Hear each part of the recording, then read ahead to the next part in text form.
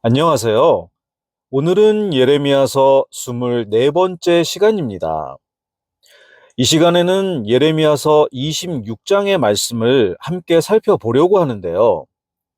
오늘 본문 26장은 일반적으로 많은 성경학자들이 7장 1절에서 15절의 말씀인 일명 성전 설교라고도 불리우는 설교 이후에 일어난 사건들을 기록한 것으로 보고 있습니다.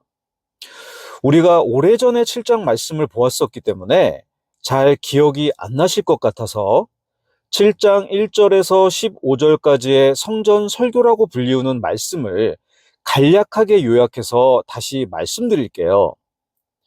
하나님께서는 예레미야에게 주의 집 문에 서서 하나님의 말씀을 선포하게 하셨습니다. 그 내용은 그 당시 유다 백성은 겉으로는 성전에서 제사를 드리며 하나님을 섬기는 듯 보였습니다.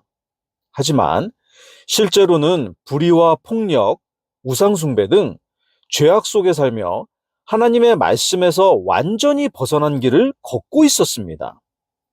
그래서 하나님께서는 성전을 의지하며 형식적인 종교 생활에 안주하는 그들을 책망하시면서 우상 숭배를 하지 말고 그들의 악한 길과 행위를 고치라고 하셨습니다. 그렇지 않으면 실로가 멸망한 것처럼 이 성전과 예루살렘도 버림받아 하나님의 심판을 결코 피하지 못할 것이라고 말씀하셨습니다. 그러면 오늘 본문을 살펴보도록 하겠습니다. 먼저 본문 26장 1절부터 6절은 예레미야 7장의 앞부분과 주제와 핵심 메시지가 거의 동일한 말씀입니다. 먼저 1절, 2절 말씀을 보겠습니다.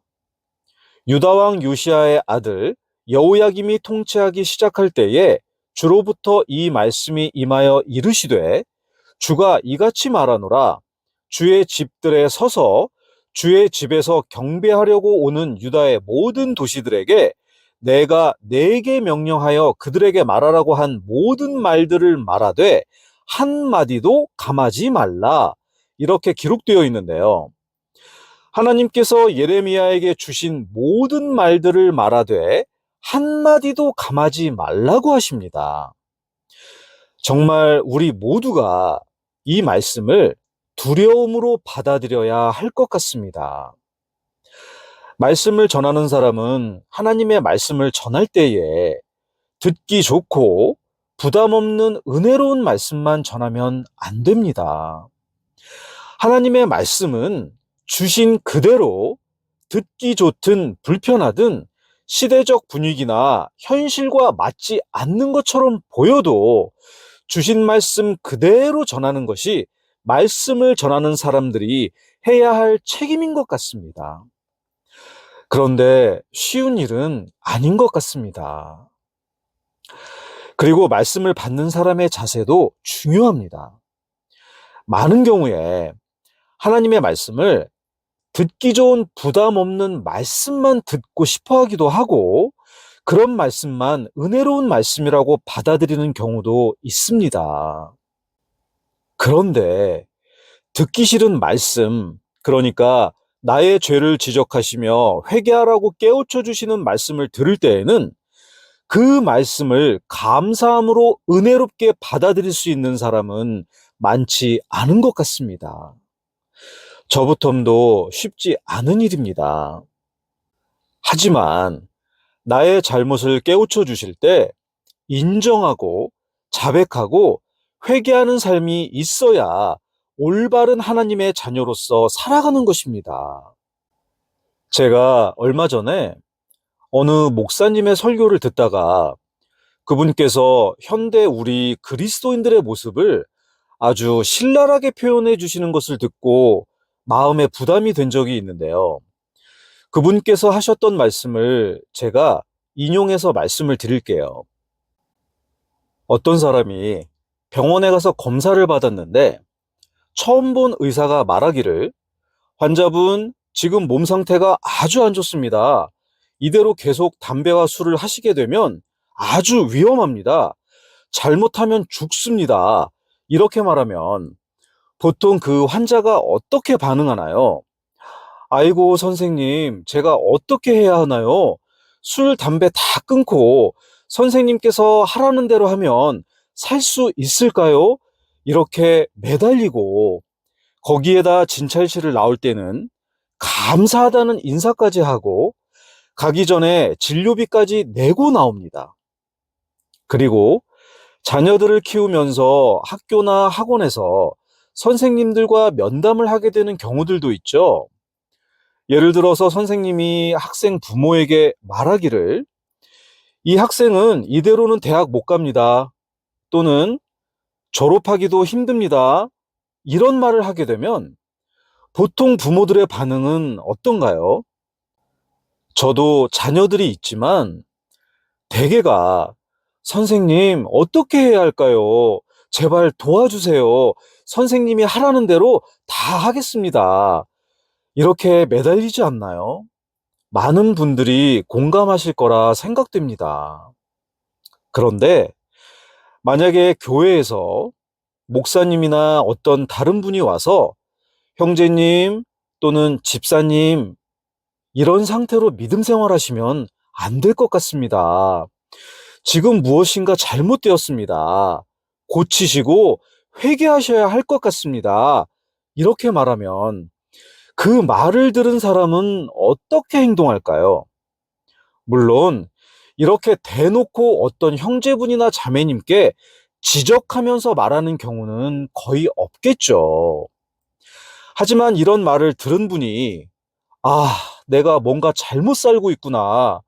이러면서 충고해 주신 분께 감사함을 느끼며 어떻게 해야겠냐고 도움을 청할까요? 아마도 대부분의 사람들이 어떻게 그런 말을 할 수 있냐고 마음을 다쳤다고 하면서 교회를 안 나오거나 다른 교회로 옮기거나 교제를 끊게 된다는 말씀을 하시더라고요. 너무 적나라하게 지적하신 것 같아서 마음이 무거웠습니다. 우리의 영적 상태가 이러면 곤란합니다. 육체적인 것들, 세상적인 것들, 우리가 살아가면서 중요합니다. 하지만 이런 것들은 길어야 100년 아닌가요? 하지만 영적인 것은 영원한 것입니다. 하나님께서 말씀을 주시면 감사함으로 순종해서 나의 상태를 점검하고 회개하고 더욱더 성장해 가야 합니다. 본문 3절에서도 하나님께서 혹시 그들이 귀를 기울이고 각 사람이 자기의 악한 길을 버리고 돌아서면 그들의 악한 행위들로 인해 내가 그들에게 행하려고 작정하는 해악에 대해 내가 뜻을 돌이킬 수도 있느니라 이렇게 말씀하셨습니다. 전지전능하신 하나님께서 혹시라는 말씀을 사용하셨습니다. 이게 무슨 뜻일까요? 사랑하는 자녀가 돌아오기를 바라는 아버지의 포기할 수 없는 애틋한 마음을 보여주시는 것입니다. 너의 잘못된 길을 버리고 집으로 돌아오면 용서해 주신다고 말씀하시는 것이죠. 그런데 우리 하나님 아버지께서는 공의로우신 분입니다. 하나님께서는 용서해 주시려고 하시는데 잘못을 인정하지 않고 계속 잘못된 길로 간다면 용서가 아니라 모든 민족들에게 저주거리가 되게 하신다고 하십니다. 4절에서 6절까지 보겠습니다. 또 너는 그들에게 말하기를 주께서 이같이 말씀하시느니라. 만일 너희가 내 말에 귀를 기울이지 아니하여 내가 너희 앞에 둔 내 법 안에서 걷지 아니하고 내가 너희에게 보내되 일찍 일어나 보내었는데도 너희가 귀를 기울이지 아니한 나의 종 대언자들의 말들에 귀를 기울이지 아니하면 내가 이 집을 실로같이 되게 하고 이 도시를 땅의 모든 민족들에게 저주거리가 되게 하리라. 이렇게 하나님께서 말씀하셨습니다. 여기서 실로라는 곳은 여호수아 18장과 사무엘상 4장을 보면 알 수 있는데요. 여호수아 이후에 언약궤가 있었던 영적 중심지였지만 사무엘 시대에 하나님의 말씀을 버리고 죄에 빠진 이스라엘로 인해 블레셋에게 패하고 하나님의 영광이 떠나버린 곳입니다. 이렇게 예레미야 대언자를 통해서 하나님께서 유다의 온 백성에게 말씀을 하셨는데요. 이 말씀을 들은 백성들의 반응을 볼까요? 8절, 9절을 보겠습니다. 예레미야가 주께서 온 백성에게 말하라고 자기에게 명령하신 모든 것을 말하기를 마침에 제사장들과 대언자들과 온 백성이 그를 붙들고 말하되 내가 반드시 죽으리라. 어찌하여 내가 주의 이름으로 대언하여 이르기를 이 집은 실로같이 되고 이 도시는 황폐하게 되어 거주민이 없으리라 하느냐 하며 온 백성이 예레미야를 대적하여 주의 집에 모이니라. 이렇게 백성들은 하나님의 말씀을 그대로 전한 예레미야를 죽이겠다고 합니다. 그래서 유다의 통치자들이 주의 집으로 와서 예레미야에 대한 재판이 열리게 되는데요. 11절 말씀을 보겠습니다. 이에 제사장들과 대언자들이 통치자들과 온 백성에게 말하여 이르되 너희가 너희 귀로 들은 바와 같이 이 사람이 이 도시를 대적하여 대언하였으므로 그를 죽이는 것은 합당하다 하니, 이렇게 종교 지도자들인 제사장들과 대언자들이 예레미야 대언자를 죽여야 한다고 합니다. 그 이유가 이 도시를 대적하여 대언했으니까 죽여야 한다는 겁니다. 여기서 이 종교 지도자들의 영적 상태를 볼 수 있습니다. 하나님께서 예레미야를 통해 하신 말씀들을 그들은 자신들이 듣고 싶은 말만 듣고 듣기 싫은 말은 외면하고 있습니다. 3절에서 예레미야가 하나님의 말씀을 어떻게 대언을 했었죠?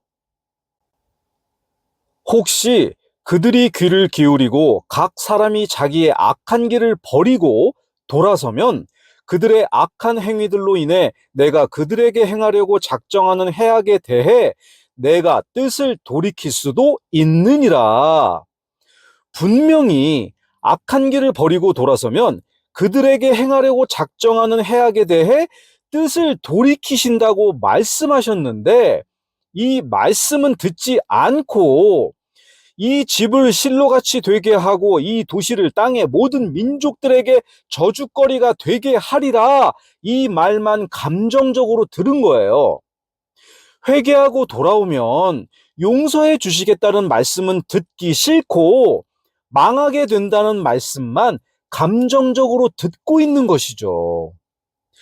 그러니까 종교 지도자들이 형식적이고 전통적인 종교성에만 빠져서 자신의 죄를 회개하는 것에는 관심이 없고 자신들을 불편하게 하는 말씀을 전한 사람을 제거하고 싶어 하는 것입니다. 이 부분에서 예수님 당시의 종교 지도자들의 모습이 느껴지는데요. 예수님 당시에도 종교 지도자들이 예수님을 왜 죽이려고 했나요? 요한복음 11장 48절을 보겠습니다. 만일 우리가 그를 이대로 내버려 두면 모든 사람들이 그를 믿을 것이요 또 로마 사람들이 와서 우리의 터전과 민족을 다 빼앗아 가리라 하매 이렇게 기록되어 있고요.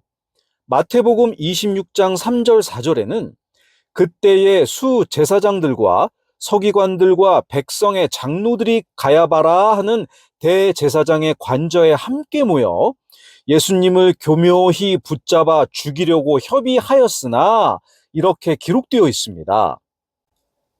이렇듯이 예레미야 당시의 종교 지도자들도 회개의 약속은 외면하고 심판의 경고만 분노하며 예레미야를 죽이려 했던 것이고, 예수님 당시의 종교 지도자들도 회개와 생명의 말씀을 거부하고 자신들의 종교적 권위와 전통을 지키기 위해 예수님을 제거하려 하였습니다. 본문으로 돌아와서 예레미야는 종교 지도자들이 자신을 죽여야 한다고 말할 때 어떻게 했는지 볼까요? 12절에서 15절을 보겠습니다. 그때에 예레미야가 모든 통치자들과 온 백성에게 말하여 이르되 주께서 나를 보내사 너희가 들은 모든 말들로 이 집과 이 도시를 대적하여 대언하게 하셨느니라. 그러므로 이제 너희 길들과 너희 행위들을 고치고 주 너희 하나님의 음성에 순종하라. 그러면 주께서 너희를 대적하여 선언하신 해악에 대해 뜻을 돌이키시리라. 나에 관하여는 보라, 내가 너희 손에 있으니 너희가 보기에 좋고 합당한 대로 내게 행하되 너희는 분명히 알라.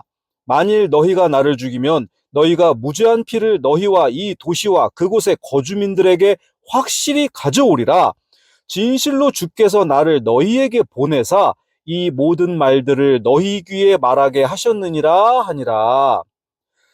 이렇게 예레미야는 자신의 목숨을 내어놓고 하나님의 말씀을 다시 한번 담대하게 분명하게 선포합니다. 이런 예레미야의 말을 듣고 종교 지도자들과는 다른 반대의 목소리가 나옵니다. 16절을 보겠습니다. 이에 통치자들과 온 백성이 제사장들과 대언자들에게 이르되 이 사람이 주 우리 하나님의 이름으로 우리에게 말하였으니 그를 죽이는 것은 합당하지 아니하다 하매, 이렇게 다른 반응이 나오는 것을 보게 됩니다. 왜 똑같은 하나님의 이름으로 대언한 예레미야를 한쪽에서는 죽여야 한다고 하고 다른 쪽에서는 죽이면 안 된다고 하는 걸까요? 이것은 양쪽 모두 율법을 근거로 해서 하는 주장인데요. 신명기 18장 20절을 보게 되면 그러나 내가 말하라고 명령하지 아니한 말을 자기 뜻대로 내 이름으로 말하거나 혹은 다른 신들의 이름으로 말하는 대언자, 바로 그 대언자는 죽을지니라 하셨느니라. 이 구절을 인용하는 것인데요. 제사장들과 대언자들은 예레미야가 성전 멸망을 선포한 것을 하나님의 이름으로 거짓 대언을 했다고 규정하고 죽여야 한다고 주장한 것이고, 통치자들과 백성들은 예레미야가 실제로 하나님의 이름으로 전했다면 그를 죽이는 것은 무서운 일이라고 판단한 것이죠. 매튜 헨리 주석을 보니까 이 부분을 통치자들과 백성 가운데 하나님을 두려워하는 자들이 있었고 그들이 나서서 예레미야를 보호하는 방향으로 여론을 돌렸다고 설명을 합니다. 즉 하나님께서 경건한 자들을 통해 예레미야를 지켜주셨다고 보는 것이죠. 오늘 본문을 계속 이어서 보더라도 하나님을 두려워하는 사람들의 모습과 하나님께서 사람들을 통해서 예레미야를 지켜주시는 것을 볼 수 있습니다. 이어지는 본문 17절부터 19절까지를 보게 되면 그 땅의 장로들 중에 몇 사람이 일어나 백성의 온 집회 군중에게 과거의 사건을 상기시켜 줍니다. 18절과 19절을 보겠습니다. 유다왕 히스기야 시대에 모레셋 사람 미가가 대언하며 유다의 온 백성에게 말하여 이르되 군대들의 주께서 이같이 말씀하시느니라. 시온은 바깥이 갈아 엎어지고 예루살렘은 폐허 더미가 되며 이 집의 산은 숲의 산당들과 같이 되리라 하였으나 유다 왕 히스기야와 온 유다가 여하튼 그를 죽였느냐? 그가 주를 두려워하고 주께 간청하매 주께서 그들을 대적하여 선언하신 해악에 대해 뜻을 돌이키지 아니하셨느냐? 우리가 이같이 하면 큰 해악을 불러와 우리 혼을 해치리라. 이렇게 장로들이 대략 100년 전에 있었던 히스기야 왕 시대의 실제 사건을 다시 언급합니다. 이 히스기야 왕은 남유다의 선한 왕이었습니다. 그는 우상을 제거하고 성전을 정결하게 하며 하나님을 의지하여서 아시리아의 위협 속에서 구원을 받았습니다. 그리고 그가 병들어 죽게 되었을 때 하나님께 간절히 기도하여 수명을 15년 연장받았습니다. 그리고 그 징표로 해시계의 그림자가 뒤로 10도 물러가는 기적의 표징까지 경험한 신실한 왕이었습니다. 이렇게 하나님을 진정으로 경외하던 왕은 하나님의 심판의 말씀 앞에서 회개하는 모습을 보게 됩니다. 그런데 이어지는 말씀에서는 다른 모습의 왕을 보게 됩니다. 20절에서 23절을 보겠습니다.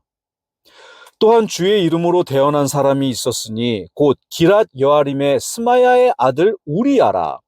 그가 예레미야의 모든 말들과 같은 말들로 이 도시와 이 땅을 대적하여 대언하매 여호야김 왕과 그의 모든 용사들과 모든 통치자들이 그의 말들을 들을 때에 왕이 그를 죽이려 하였으나 우리야가 그것을 듣고 두려워서 도망하여 이집트로 들어갔으므로 여호야김 왕이 이집트로 사람들을 보내되 곧 악볼의 아들 엘라단과 또 그와 함께한 몇 사람을 이집트로 보내었더니 그들이 우리야를 이집트에서 끌어내어 여호야김 왕에게 데려오매 왕이 칼로 그를 죽이고 그의 시체를 보통 사람들의 무덤에 던졌느니라 하니라.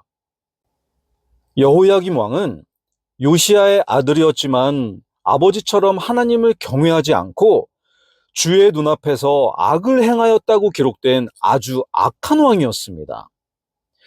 나중에 저희가 보게 되겠지만 36장을 보게 되면 여호야김의 악한 성품이 두드러지게 드러납니다. 하나님께서 예레미야를 통해 바룩에게 두루마리의 말씀을 기록하게 하셨고 그것을 왕 앞에서 낭독했을 때 여호야김은 그 말씀을 듣고도 회개하거나 두려워하지 않았습니다. 오히려 펜 칼로 두루마리를 찢어서 화롯불에 던져 태워버렸습니다. 그리고 예레미야와 바룩을 잡으라고 명령했지만 하나님께서 그들을 숨기셔서 해를 입지 않았습니다.